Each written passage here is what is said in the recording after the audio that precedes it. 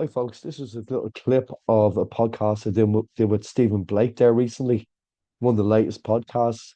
I hope you enjoy it. He's the creator of Old Pain to Go. So enjoy this clip. Thanks for watching. Thank you. Great pleasure to be here. Thanks for the invite. Yeah, thank you. So we'll probably start off the podcast. If you wouldn't mind telling the listeners a little bit about yourself and how you started off in this field would be a great place to start. Okay, I hurt my back at the age of 8. Was complaining about it to doctors by the age of 16. By the age of 38, I was in a very poor state and had to change careers because I was in the construction industry and had to get out of it. And I ended up in teaching and sales and lots of other things. And at the age of 38, I was told I had ankylosing spondylitis and arthritis of the spine. And when they said it, they also said, but it's no more than we'd expect for somebody your age. And I was 38. So it was all a little confusing. And then when I went back to see another doctor trying to get a sort of different slant on it, he said, well, I don't know what you're doing here moaning about your pain. We all got back pain. The spine isn't designed to be upright, and it'll be another 100,000 years before everybody stops moaning about the pain because it will have corrected itself, which is total rubbish, and I know that now. But that meant for the next 20 years, I avoided the doctor unless I absolutely needed to. And on occasions, I would hurt my back so severely that, and it would flare up, that I wouldn't be able to walk, sometimes for as long as 8 weeks. I mean, it was pretty bad. Yeah. So at 58, I trained to be a therapist, hypnotherapy and NLP. And during that, they were teaching us a technique called the end step or the six-step reframe. It's not designed for pain. It's not really designed, I don't know what it's designed for. It's just a technique where you can talk, just talk directly in your head and ask for things. But it was taught in a way that it just didn't gel with me.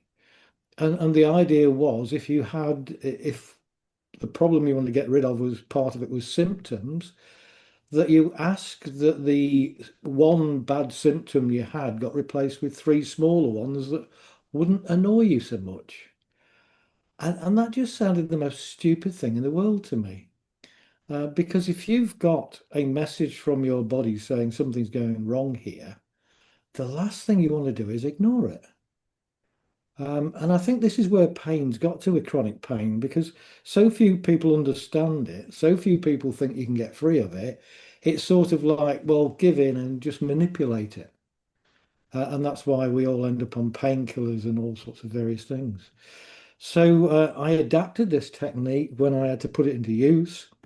And simply internally, this is where I created brain bargaining is it was sort of like, well, I've had this for 58 years now, and all it's done is make my life a misery. So I don't know what you've got to tell me, but the message isn't getting through because I don't know I can't do anything about it. You're not telling me what I can do about it. I don't see that this pain is beneficial at all. Will you let go of it? And he went, yeah. And I said, well, let go of it then and tell me when you've done it. And you're supposed to ask for a time period and all that. But I just said, take it away now then and tell me when it's gone. And it went, yeah. And my pain went instantly. And I'd had it 50 years. That was it. It was just, and that could be the technique on its own. But a lot of time you have to sort of get the person prepared for that's what's going to happen. But I think just because I'd worked it out by myself, it was like, I wasn't angry with my unconscious. It wasn't like, why are you doing this? Or my body, why are you doing this to me?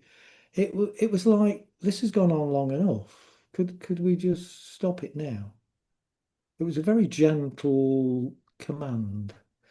So brain bargaining to me it's not a new concept of what we do because we've always done it, but we've never recognized that we do it. So I don't know if anybody else has given it a name, but I don't know of a name for it.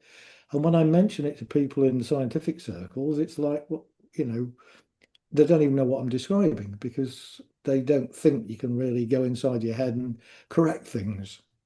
And of course you can. That's how